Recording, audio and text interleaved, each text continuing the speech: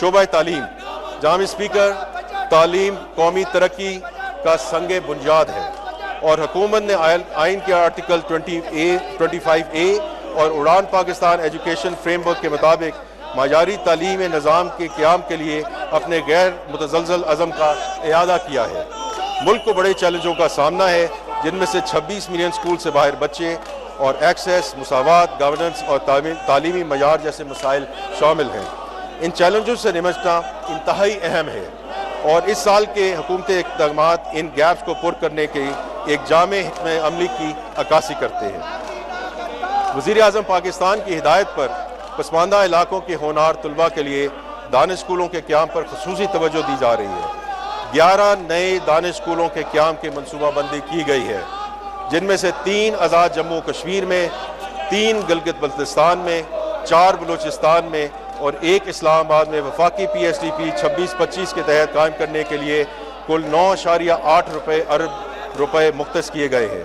یہ اقدام پسماندہ علاقوں میں جدید تعلیم اور تربیت کے مواقع فراہم کرنے کے لیے اعلیٰ درجے کی سیاسی عزم کی نشاندہی کرتا ہے۔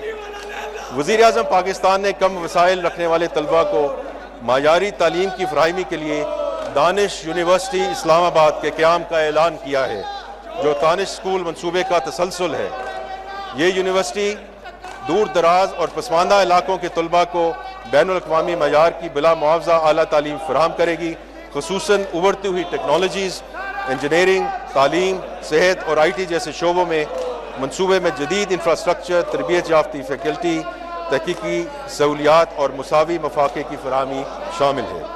آئندہ مالی سال میں یونیورسٹی کی ماسٹر پلاننگ، تعلیمی اور رہائشی بلاکس کی تعمیر اور بنیادی عملے کی بھرتی کی جائے گی۔ یہ اقدام نہ صرف تعلیمی ترقی بلکہ علاقائی خوشحالی، روزگار کے مواقع اور سماجی برابری کو فروغ دینے میں مددگار ثابت ہوگا۔ تعلیم پر مرکوز اضافی منصوبوں میں ارلی چائلڈہڈ ایجوکیشن کے مراکز، کمپیوٹر لیبز اور نیشنل انسٹیٹیوٹ آف ایکسلنس کا قیام شامل ہے۔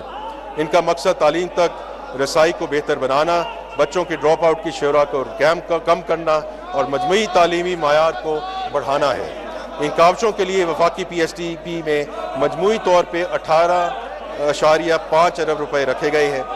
سندھ میں 2022 کے سیلاب سے متاثرہ موجودہ اسکولوں کی تعمیر اور تعمیر نو کے لیے وزیر اعظم کے پروگرام کے لیے 3 ارب روپے مختص کیے گئے ہیں، جن میں 50-50 کاسٹ شیئرنگ بیسس پر 1800 اسکول یونٹس کا احاطہ کیا گیا ہے۔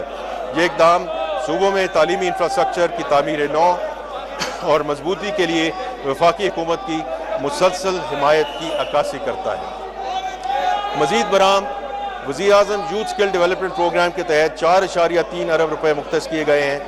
اس پروگرام کے تحت 161,500 نوجوانوں کو اسکلز ٹریننگ فراہم کی جائے گی، جن میں 56,000 کو IT، 64,000 کو انڈسٹریل ٹریڈز اور 49,000 کو روایتی ٹریڈ میں تربیت دی جائے گی۔ ان میں سے 2,500 نوجوانوں کا تعلق فاٹا کے نئے ضم شدہ اضلاع سے ہوگا۔ مزید برآں اربن سندھ کے علاقوں میں 8 نئے IT ٹریننگ سینٹرز قائم کیے جائیں گے تاکہ مقامی اور بین الاقوامی سطح پر IT گریجویٹس کی امپلائیبلٹی کو بہتر بنایا جا سکے۔